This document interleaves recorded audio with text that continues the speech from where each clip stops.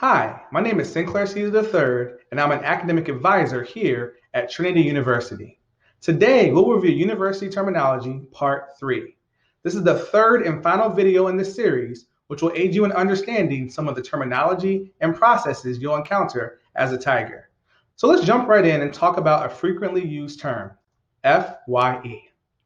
FYE is the abbreviation for our first year experience. It's a series of interdisciplinary courses where incoming first-year students get an introduction to the demands of university-level reading, writing, and thinking. This course is also required for transfer students with 25 hours or less. Each FYE is themed and is taught by two faculty members, typically from different disciplines. Usually, a student has a peer tutor assigned to their FYE course. So let's talk about peer tutors and their roles. At Trinity, peer tutors are students who hold regularly scheduled one-on-one and group tutoring sessions throughout the semester. Furthermore, peer tutors are assigned to specific classes. The sessions peer tutors hold help attendees with understanding material presented in class. Now, peer tutors do not provide answers to homework assignments. Rather, they work with students to model problem-solving strategies and study assignments. An additional offering for support with coursework are faculty office hours. That is, time scheduled outside of class for students to meet with faculty about the material being presented in class. Students are always encouraged to meet with faculty during their office hours to discuss course content, ask questions, and explore research opportunities. And let me tell you, it would truly be a missed opportunity to not take advantage of office hours. Let's discuss some other commonly used terminology at Trinity, starting with credit hours. Pop quiz. What's the difference between credits and hours? The answer? None. Credit hours, credits, and hours are all interchangeable terms. Students have the opportunity to receive credit for completing courses. Moreover, students can earn 1 to 4 credits, or sometimes even 6 credits, for completing the class. As part of our university requirements, students are required to receive 120 hours to graduate.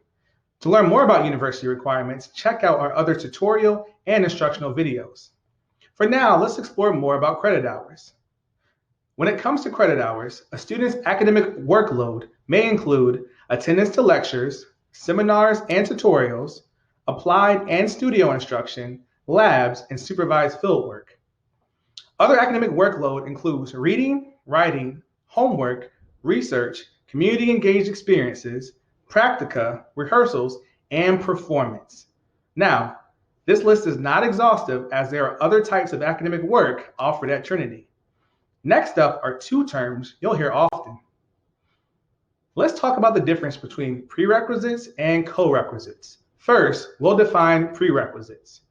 Prerequisites are courses and other requirements determined by academic departments that a student must have taken prior to enrolling in a specific course or program. An anecdotal example would be taking a class on how to use brakes before being able to take a class on how to steer and pedal a bicycle. The spirit behind a prerequisite is to ensure students have adequate base knowledge in order to succeed in the next level course. Most prerequisites require a certain grade to move forward to the next level course. For more information on this, take a moment to consult the COSB. Now, let's discuss co-requisites, which differ from prerequisites. While prerequisites are courses and requirements that need to be completed before taking the next level course, co-requisites are courses or other requirements that a student must take at the same time as another course or requirement.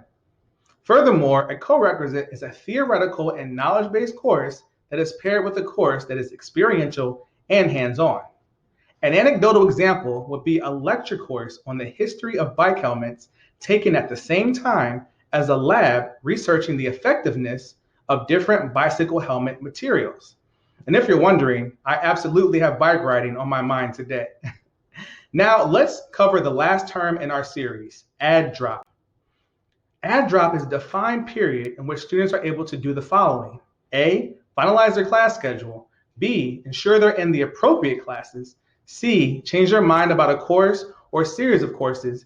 And D, enroll in waitlisted courses.